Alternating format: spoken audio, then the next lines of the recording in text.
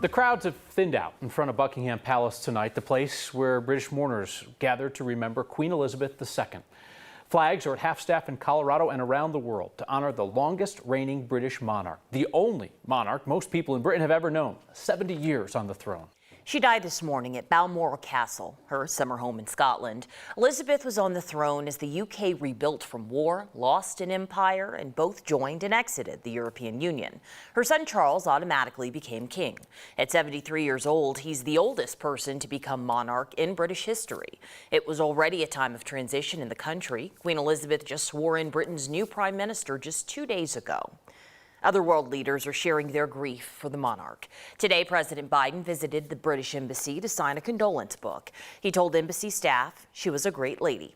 Brits living in Colorado say despite the Queen's poor health in recent months, her death still came as a shock. She was kind of like our grandma. She was this figurehead of a person that we didn't know. And yet we're stunned that she's now passed. Just letting that news sink in, really. It's kind of, feels a bit empty. The Queen never visited Colorado. The closest she came was Wyoming back in 1984. This is video from our archives of her trip to the Wallop family ranch near Sheridan, Wyoming. She was a guest of then Wyoming Senator Malcolm Wallop and his sister, Lady Porchester. Britain will now observe 10 days of mourning, ending with her funeral at Westminster Abbey. The plan has been prepared for decades, even getting the Queen's approval. There are going to be gun salutes tomorrow across London, one round for each of Elizabeth's 96 years of life. King Charles III, which takes some time to get used to saying, will give a televised address tomorrow. A fire north of Fort Collins is forcing some people out of their homes tonight. This fire is burning near County Roads 21 and 66. It's not far from Ted's place. There's a small area under mandatory evacuation orders. It's along Highway 287. Firefighters say that fire's burned about 120 acres since it started around 4 o'clock today. They got some help from a helicopter and an air tanker this afternoon. There's no containment at this point. Denver broke our 63-year-old high temperature record today. DIA reached 99 degrees again this afternoon. The previous record was just 94, and a heat advisory just expired about an hour ago. It is the third day in a row Denver broke a high temperature record. But we finally have something to look forward to, a bit of a cool down arriving tonight. This cold front is bringing 70-degree temperatures tomorrow. Danielle has more on what you can expect coming up in her full forecast. A man who saw his friend get shot and killed by a security guard during dueling political protests is suing 9 News and its parent company, Tegna. We're going to show you the confrontation that led to the shooting because we feel the video and pictures are important to the story. Just a warning, the video is a bit hard to watch. The case involved Matthew Dolliff, an unlicensed security guard who was providing security for 9 News crew covering the rallies, and Lee Keltner, a protester. They were both at a protest in October 2020 in downtown Denver. Before Dolliff shot Keltner, there was a heated exchange between Keltner and another man. In the middle is Stephen Wright, a friend of Keltner's who tried to separate those two men. Dolliff and a 9 News employee were just feet away when Keltner told our crew to get the cameras out of there. Keltner pulled out pepper spray. Dolliff pulled out a gun and fired, hitting and killing Keltner. Dolliff was contracted through the security company Pinkerton. Wright is now suing 9 News, Pinkerton, and another company involved, saying he suffers from PTSD and severe emotional distress. He's accusing the defendants of recklessly employing Dolliff, who was unlicensed. Now, Dolliff was charged in the shooting, but Denver's DA dropped those charges in March. The DA said Keltner was the initial aggressor. There is a new name and a new potential frontrunner in the race for Denver mayor. Democratic State Representative Leslie Herod is running. She is the third prominent woman to announce that she's running for mayor. In announcing her candidacy, it was clear Herod wants to reframe her progressive record in a more centrist light.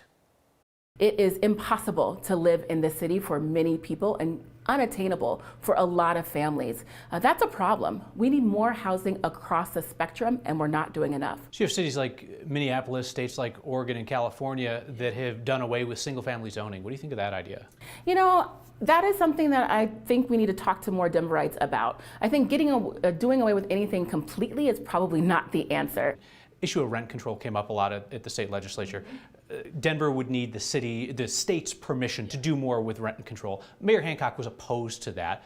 mayor of Denver could be a very vocal presence on the issue of rent control. What do you think? Yeah, I think rent control is interesting. I think it's become a very divisive phrase or slogan, if you will, like we've seen so many others. But there are things about ensuring that we're stabilizing the cost of housing that actually work and are great ideas. But we want to make sure that we're not doing is incentivizing people to stay in rent-controlled housing so that new people can't come in. How about homeless sweeps? Would you continue that policy? Yeah, well, I think the sweeps are an example of failed policy. No one should be living on the streets. That's not dignity. I don't think the people of Denver want folks to live on the streets, but we can't just say, you have to go, but we don't have anywhere to take you to, right? We don't have any options for you. And so the issue that I see right now with homelessness is not necessarily just looking at the encampments. It's about Denver's steep trajectory into homelessness. That's the problem. We are seeing people going into homelessness right now at rates that Denver has never seen before. Herod made history in 2018 as the first openly LGBTQ African American in the state legislature. She would make history again as Denver's first LGBTQ mayor, first woman to hold the office. Former Chamber President Kelly Brough and longtime City Councilwoman Debbie Ortega, two of the most prominent names already in the race, would obviously also break that barrier. Colorado's Senate race is getting national attention as Democratic Senator Michael Bennet faces GOP Joe O'Dea, who's labeled himself as a moderate Republican. In O'Dea's first interview on 9 News since he launched his campaign 11 months ago, O'Dea revealed that his pledge to protect abortion rights comes with strings attached. I believe that for the first 5 months, a woman should have the right to choose. And after that, rape, incest, health of the mother, that decision should be between a woman and her doctor. Republican Senate candidate Joe O'Dea has received national attention for saying that he would vote with Democrats to make Roe v. Wade the law of the land. But now he says there are strings attached. I like parental notification. We have that here in Colorado. I think those are a couple things that we should attach to that. Things like protections for religious hospitals, a ban on federal funds for abortion, and parental notification. O'Dea described it as bringing balance to women's rights. Well, here's the deal.